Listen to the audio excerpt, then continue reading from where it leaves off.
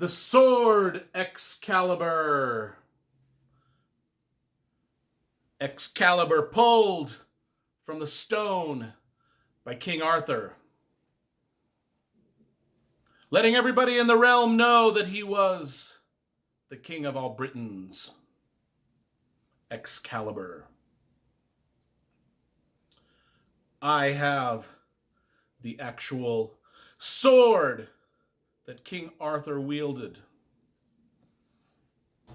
with his Knights of the Round Table. Let's put it right here. Let's just lean it right there for now. Even better, I have an actual photograph of the very sword in the stone.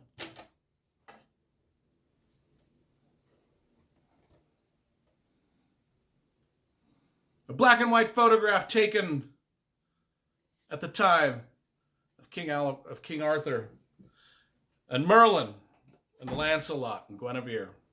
Actual photograph. Actually, that's not a photograph. You know what? This is an actual drawing I did of the sword and the stone when I was in high school. I've always been intrigued by the King Arthur myths. And we're going to talk about my favorite trilogy of King Arthur books written by Bernard Cornwell called the Warlord Chronicles, starting with The Winter King, Book 2, The Enemy of God, Book 3, Excalibur.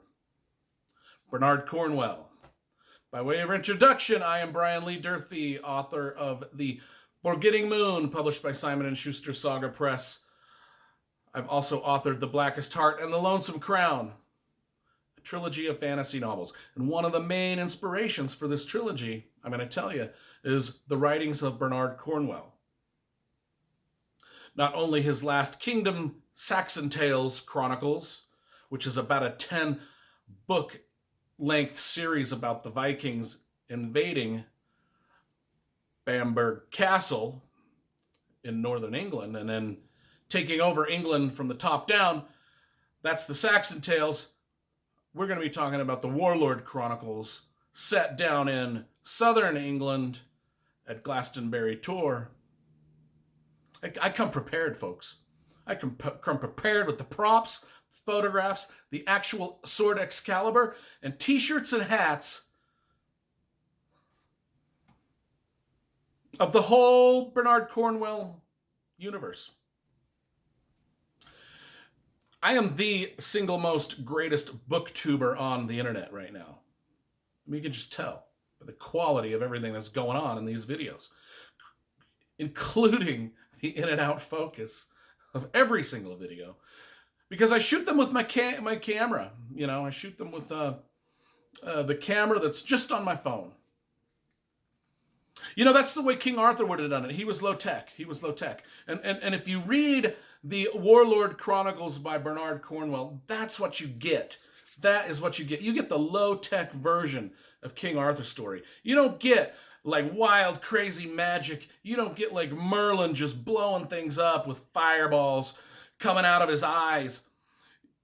You get a story of King Arthur and the Knights of the Round Table that is down in the dirt, low-tech, gritty, realistic. Hey man, if King Arthur is actually a person and he actually lived down in southern England and Avalon and Glastonbury and the Tour and Stonehenge and all that stuff was part of it, this is the way it would have been. It would have been gritty and real. It would not have been, you know, high-tech cameras, high-tech internet, high-tech editing equipment, high-tech, you know, photography. It would have been Durfee shooting his YouTube videos on his camera phone camera. In and out of focus, just that's what it would have been. I appreciate the research that Bernard Cornwell put into these stories. Let's talk about The Winter King, Excalibur, and The Eyes of God, the Warlord Trilogy. The Warlord Chronicles Trilogy by Bernard Cornwell. King Arthur, we all know, you know, King Arthur, Guinevere, Lancelot, the love triangle. Bernard Cornwell puts a real bizarre twist to that story, which is what I love about these books, is nobody is who they seem to be. Nobody is as valiant as you'd want them to be. Nobody is as gallant or heroic as you'd like, including Arthur, his father Uther, Merlin the magician, Lancelot, Galahad, Bors, all of the Knights of the Round Table, Owain, all of them. They all are flawed individuals living in a period of time in England that was brutal and gritty and dark and pagan and filled with witchcraft and wizardry and sword fights and knights and horses and castles. But all done on a human level that you can relate to, because Bernard Cornwell explains why this mystical and magical story and time could have really existed in reality, in not just fanciful fairy tale, but in the realness of England at the time, where, this was the 11th century, and maybe I might get that wrong. This might have been like 4th or 5th century. England, where things were just, as medieval as it gets. And the research is impeccable. And the writing structure of Bernard Cornwell writes like nobody else. He can turn a phrase. He can make you, just with the way he writes, he makes you feel like you are sitting in a medieval setting, in a medieval castle, hearing a tale told by a medieval bard who's using all the colloquialisms of medieval England and just spinning a tale that is magical and mysterious and full of danger at every turn. That's what the Warlord Chronicles are. I think they are Bernard Cornwell's crowning achievement. Just these 3 books here.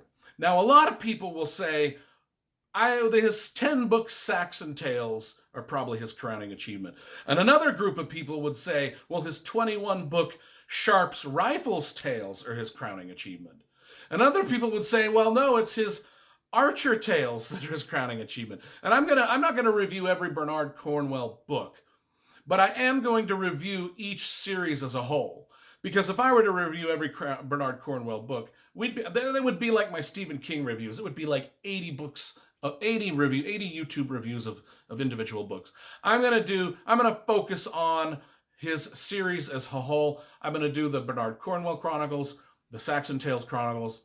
No, let me start over. I'm going to do the Warlord Chronicles, the Saxon Tale Chronicles, the Sharp Rifles Chronicles, and the Archer Tales, and the other series is, because there's just so many books, it's just easier to review each series as a whole.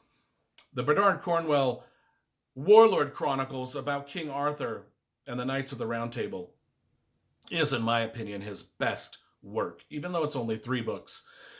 If you love fantasy books like George R.R. Martin's Game of Thrones, just grimdark stuff, this is the grimdark of historical fiction. We got Pillars of the Earth, we've got Diana Gabaldon's Outlander, we've got James Clavell's Shogun, we've got Con Iggulden's Caesar series and his series about he did a series about England too, the War of the Roses series, and but none of them compare at all to Bernard Cornwell's Warlord Chronicles. King Arthur, I'm not going to get into a lot of the plot, because if anybody's familiar with King Arthur knows the basics of the Sword and the Stone, Guinevere and Lancelot and King Arthur love triangle, Merlin the magician, King Uther, who was King Arthur's father, Mordred and Morgan, the bad guys, the bastard children. We've got the Holy Grail, we've got Excalibur, we've got all of the stuff mixed into here. The Knights of the Round Table, with all of the knights mentioned and all of them playing important parts. You can't go wrong. And I will say that there are 4 series about King Arthur I love. Number 1, Bernard Cornwell's Warlord Chronicles, Jack White's series about King Arthur, Mary Stuart's series, and Stephen R. Lawhead. He did a series. Those are the 4 that I've read. I like them all, but I do believe that Bernard Cornwell's is the best because of its gritty, non-magical, non-fantasy, non-fairy tale manner in which he tells the story. Hey, if King Arthur really was a person, this is probably how it went down in Avalon. This is probably how the Knights of the Round Table were formed. This is probably how all of these people interacted and reacted to each other in a very brutal point in English history. That's what it's great. That's why it's great. It really does get you down into the dirt of King Arthur and what his life may have been like. And it's told by a writer who knows how to write really good prose. And like I said at the beginning of the story, at the beginning of the video, I get a lot of inspiration from my epic fantasy series and the grittiness and realness that I try to put in here and the research. I mean, Bernard Cornwell has researched everything about the time period. And you know, when I wrote my fantasy series, I researched everything I could about medieval life, specifically concentrating on books written by Bernard Cornwell and Con Iggulden and Ken Follett and all of those great historical writers, just to get my own stuff right about how things went down in medieval life. And that's what Bernard Cornwell focuses on in these books is, hey, if King Arthur was a real guy, how did it really happen? And man, it's a great tale. It's a great story. If you like blood and guts, kick you in the mouth, punch you in the mouth type action, you got that. If you want historical accuracy, you got that. I mean, he goes through at the end of every one of these books and tells you, hey, this is where I got the history from. This is what I believe this might have been like because of this part of history, this part of history. It's fantastic. The Warlord Chronicles. As you know, every book that I have in my collection, well, most every book that I have in my collection,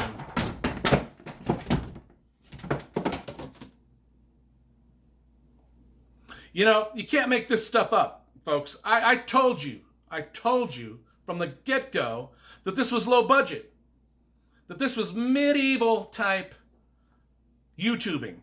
This wasn't fancy stuff with fancy props and a lot of editing and a lot of bling. This was me stacking a bunch of books on a shelf that just fall down. Just fall down.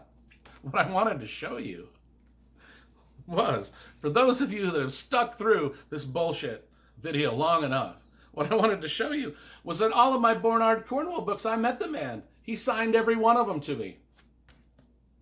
They're precious. They're so precious that I just let them tumble to the ground, willy-nilly.